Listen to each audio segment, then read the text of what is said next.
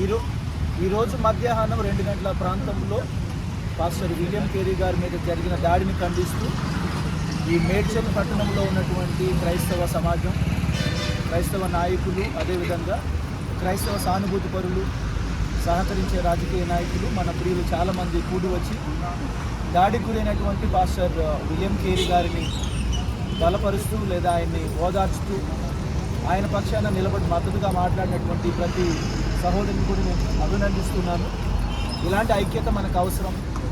నశించిపోతున్న పరమత సహనం క్రైస్తవ సమాజము ఎప్పటికీ అణిచివేయబడతానే ఉంది.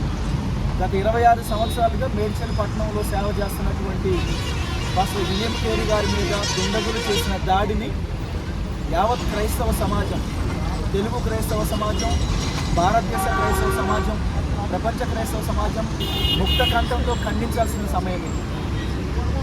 భక్తిని, ఓర్పును, సహనాను చాతగానితనంగా తీసుకున్నటువంటి ఈ సమాజంలో ఈ విధంగా క్రైస్తవుల మీద జరుగుతున్న దాడిని మనం ఖండించాలి. సేవకుని ఒళ్ళంతా గాయాలతో నిండిపోయి ఉంది.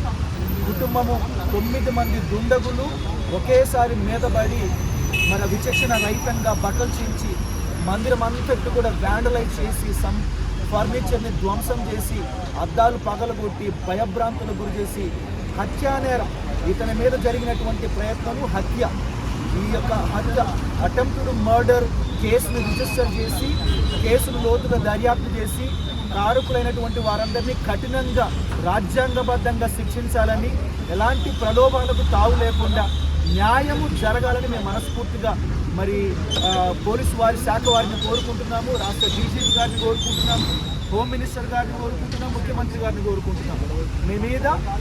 మీ నాయకత్వం మీద మాకు అపారమైన నమ్మకం ఉంది సార్. అదేవిధంగా పోలీస్ వ్యవస్థ వారి మీద కూడా మాకు నమ్మకం ఉంది. మరి క్రిస్మస్ సమయంలో మీరు ఎల్బీ స్టేడియంలో మాట్లాడారు మా పక్షాన.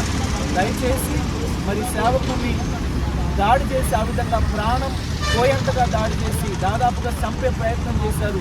ఈ దుండగులను కఠినంగా శిక్షించాలి, మత సహనాన్ని రక్షించాలి. ప్రేమతో, సహనంతో మన రాష్ట్ర అభివృద్ధిలో మీరు పడుతున్నటువంటి ప్రయాసం మాకు తెలుసు. మీ గురించి 24 గంటలు మరి యావత్ క్రైస్తవ సమాజం ప్రార్థన చేస్తాము.